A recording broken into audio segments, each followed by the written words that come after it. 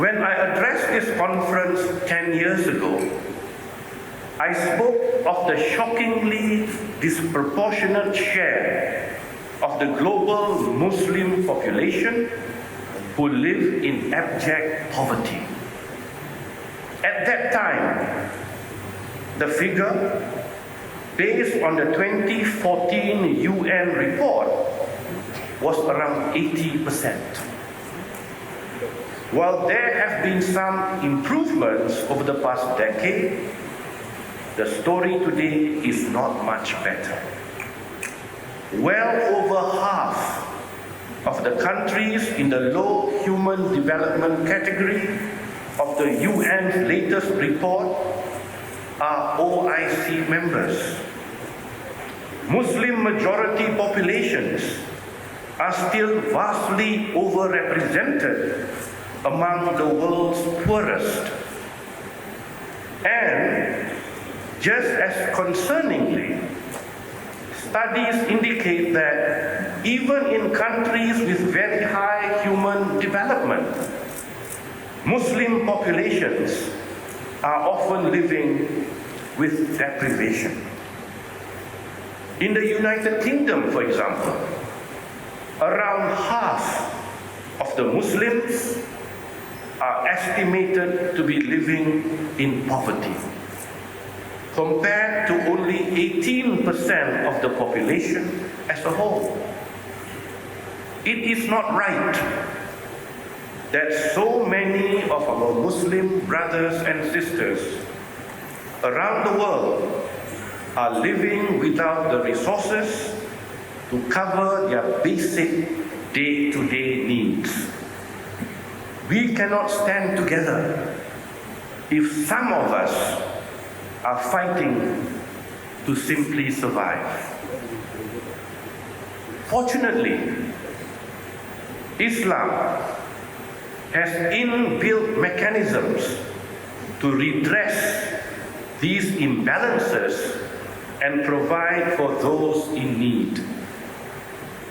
Charity, generosity, philanthropy. These are enshrined in the very foundations of our faith. There is a well-known hadith that says, "He is not a believer whose stomach is filled while his neighbor goes hungry." And so, we have many Islamic channels through which to ensure that all of our neighbors are well fed. Zakat, or the obligatory tax for Muslims to achieve social justice through the distribution of wealth, is one of the 5 pillars of Islam.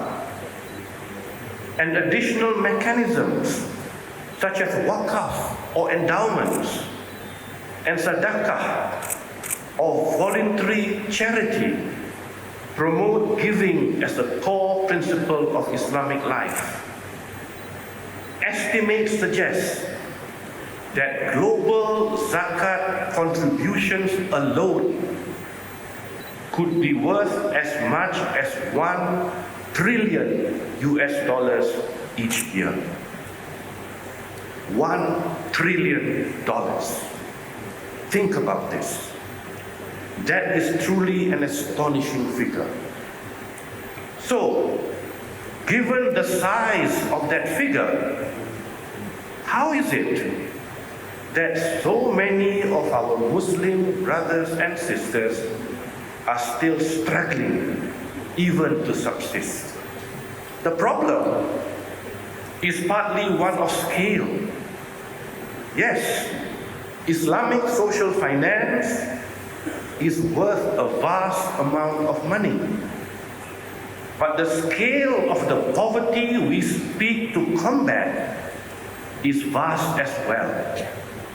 It has numerous complex and overlapping causes, including war, displacement, extreme weather, and famine.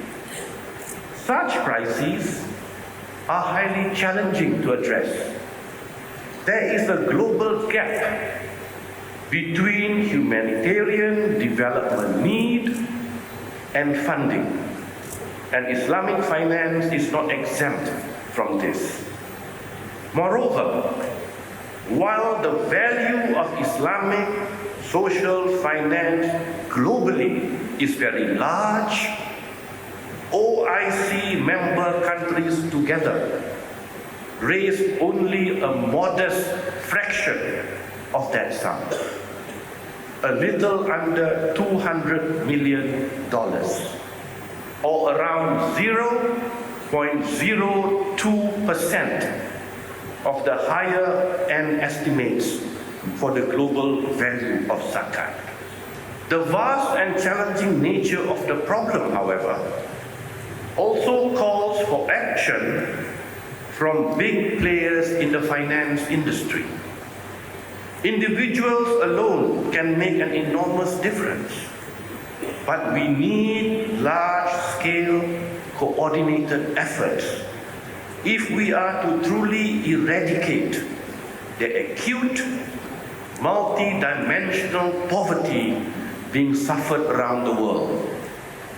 I am proud that Malaysia has been a member of the Islamic Development Bank for 50 years, almost since the bank's foundation in 1975.